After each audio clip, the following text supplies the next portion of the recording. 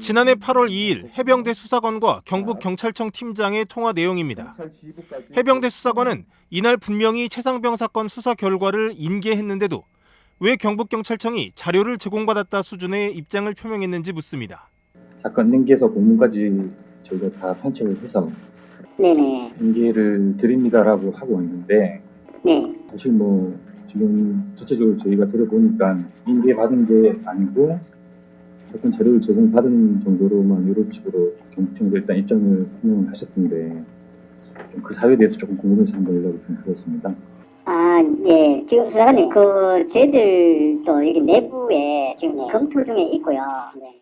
통화가 이뤄진 시점은 밤 8시 15분쯤으로 군 검찰이 경찰로 넘겨졌던 수사 기록을 회수해간 직후입니다.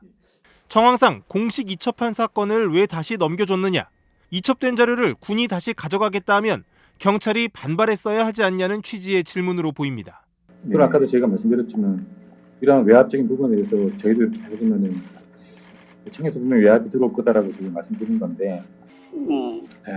저희는 전 개인적으로 조금 너무 안타까워서 저희들도 제가 한번 말씀드리는 게 아니라, 네. 예, 저희들도 이제 지휘부에 이제 검토 중이라서, 예, 제가 일단은 안 그래도 우리 대장님도 헌병 대장님한테 전화를 받으셨더라고요. 해병대 수사관은 저희는 정상적으로 다 했는데 결국은 죽일 놈이 됐다며 모든 상황이 실망스럽다. 공식적으로 이첩 공문도 다 가지 않았냐고 토로합니다. 다음 날 다시 이뤄진 통화. 해병대 수사관은 전날보다 격앙된 어조로 자신들이 지금 압수수색을 당하고 있는데 경찰은 왜 아무 도움도 주지 않냐고 묻습니다. 너무한다고 생각 안 하십니까? 저희가 범죄자 취급받으면서 지금 압수수색 당하고 있습니다. 사람이 죽었습니다. 사실 을 위해서 그 책임자 찾고 진실 밝히고 이게 뭐가 잘못했습니까? 왜 경북청에서는 왜 아무것도 안 하십니까? 왜 그러십니까? 진실 밝히는 게 잘못됐습니까? 아니, 그거 잘못된 거 아닙니다, 수사관님. 이날 수사단장인 박정훈 대령은 경찰에 이첩하지 말라는 국방부의 지시를 어겼다는 이유로 항명죄 혐의가 제기된 상황. 이첩 절차에 아무런 문제가 없었는데도 졸지에 봉변을 당하고 있다는 해병대 수사관의 호소가 이어집니다. 저희 수사단장님이 형사입건 됐습니다. 휴대폰도 압수당하고 압색 다 들어오고 여기도 지금 동시 다 들어와 있는데 무슨 근거로 그 사건 기록이 그렇게 가야 되고 왜 경북청에서는 이첩받았다고 정당하게 말을 못하시고 뭐가 그렇게 무서운지를 잘 모르겠습니다. 이렇게 세상이 무서울 줄 몰랐습니다. 다음에 꼭 사건이 꼭 거기로 가면 철저하게 수사를 좀 해주십시오. 팀장님. 알겠습니다. 저희 무고한 해병 대원이 한 명 죽었습니다. 항변을 듣던 경북청 팀장은 무기력감을 느꼈는지 흐느끼기 시작하고 전화는 이렇게 마무리됩니다. 부모님 앞에서 저희가 맹세를 했습니다. 맹세코 사실관계를 정확하게 밝혀서 그 예방의 목적에 저희도 예방 못했다면 저희도 처벌받겠다고 했습니다. 감사합니다. 전화 주셔서 팀장님. 알겠습니다. 감사합니다. 팀장님. 저 해병대 906기입니다. 대선배인 거 알고 있습니다. 알겠습니다. 통화 기록을 공개한 군인권센터는 경찰에도 이첩 취소 사태를 무마하기 위한 외압이 있었던 것으로 보인다며 외압의 실체를 밝히기 위한 국정조사가 시급하다고 촉구했습니다.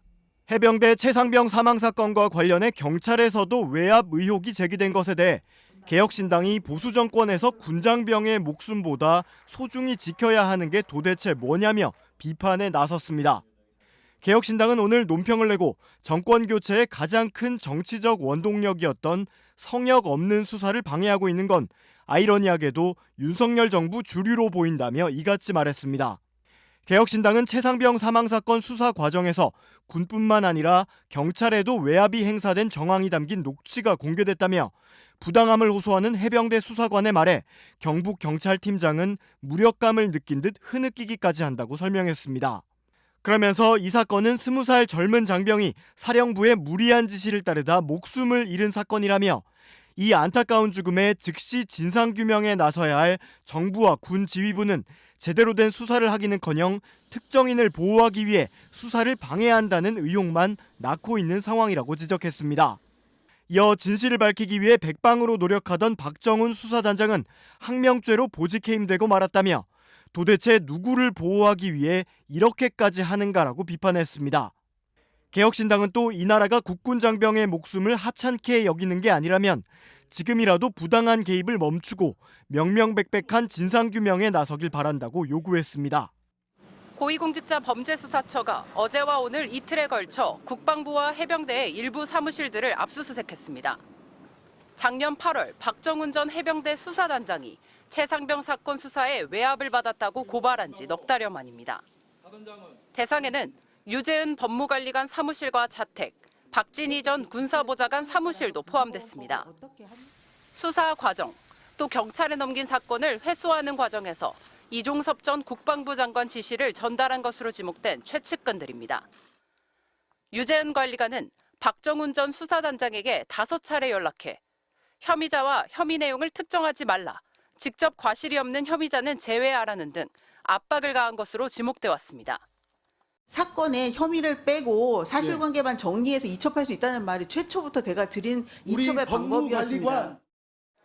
박진희 전 군사보좌관은 당시 이종섭 장관의 우즈베키스탄 출장을 수행하면서 텔레그램으로 해병대 사령관에게 확실한 혐의자는 수사 의뢰, 지휘 책임 관련자는 징계를 검토해달라, 장관은 수사라는 용어를 쓰지 말라 했다, 8월 10일 이후 이첩할 수 있을 것 같다 등 수사를 축소하거나 경찰 이첩을 미루라는 취지의 메시지를 보낸 것으로 지목돼 왔습니다. 공수처가 최측근들을 압수수색하며 이종섭 전 장관과 윗선을 겨냥한 모양새입니다.